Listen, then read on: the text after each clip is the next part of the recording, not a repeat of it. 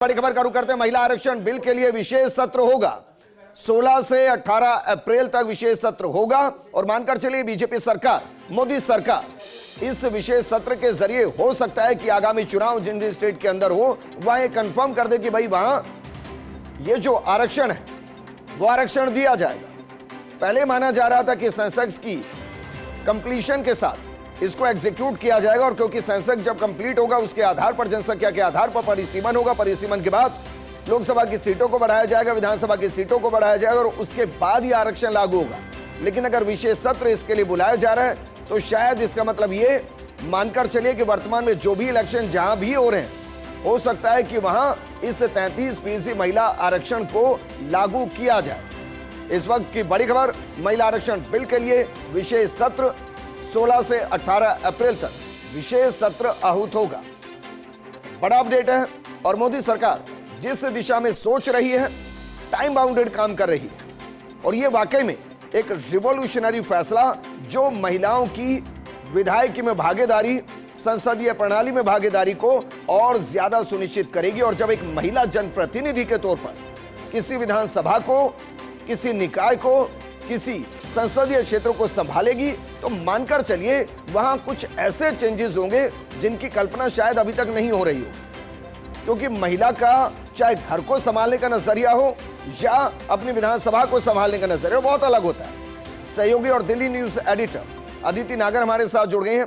अदिति, इस विशेष सत्र के आहूत होने के पीछे की मंशा क्या आपको लग रही है? इसका मतलब कि मैं निकालूं कि आगामी जो भी इलेक्शन अब होंगे कोशिश होगी कि इसको वहां पर लागू किया जाए।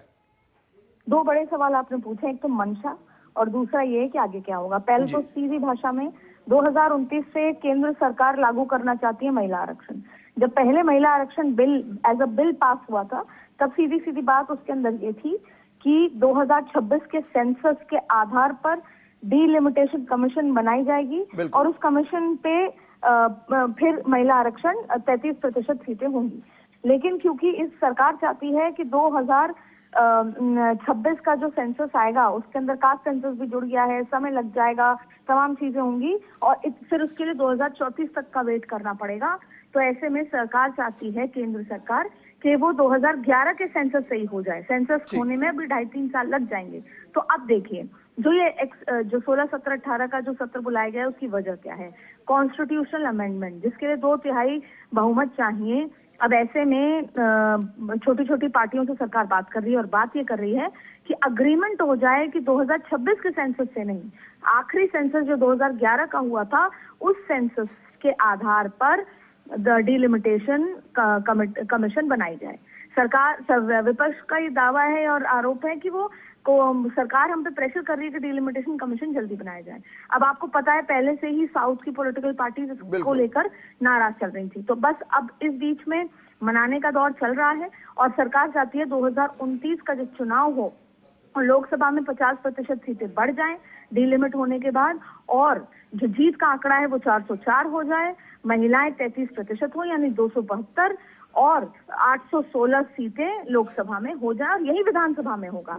ये राज्यसभा के लिए नहीं है, ये विधानसभाओं में भी अब ऐसा होगा यानी 33%। लोकसभा में 50% सीटें बढ़ेंगी। लेकिन अब आपने एक मंशा पूछी थी, देखिए अभी सत्र चल रहा है और सत्र जिस दिन लास्ट डे होता है जो कि आज है तब सिनेडाई हो जाता है यानी अनिश्चित काल के लिए एडजर्न हो जाता है। लेकिन इस बार अनिश्चित काल के लिए एडजर्न नहीं होगा, आज सिर्फ एडजर्न होगा और वो सीधे 16, 17, 18 को 3 दिन हाउस और चलेगा। इस बीच में पॉलिटिकल पार्टियां केरला और पुडुचेरी और असम के लिए चुनाव प्रचार करेंगी और 9 तारीख को चुनाव हो जाएंगे। उसके बाद तैयारी करेंगी महिला आरक्षण बिल की, खासतौर पे सरकार, और फिर 16, 17, 18 को होने के बाद फिर 23 और 29 तारीख को बंगाल में चुनाव है। फिर बंगाल के चुनाव प्रचार में जाएंगी और कहीं ना कहीं इसका मैसेजिंग भी बड़ा होगा जो कि बंगाल में महिला वोटर्स को इम्पैक्ट भी कर सकता है। ठीक है अदिति, बहुत शुक्रिया हमारे साथ जुड़ने के लिए। और आपने सही कहा कि बंगाल इलेक्शन से पहले इसका होना भी काफी हद तक संदेश तो देगा।